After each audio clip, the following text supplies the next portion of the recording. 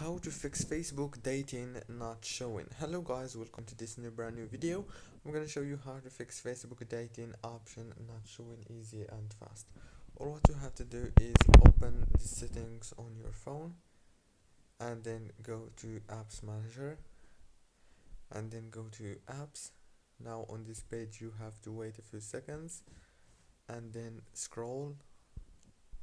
Let's wait a few seconds. Scroll until you find Facebook, click on it, click here on force stop and then go to storage, click here on clear data and clear cache, go back, click on the Play Store and then go to the search bar, search for Facebook and then click here on update if you don't have latest version. And that's it. Don't forget to like and subscribe.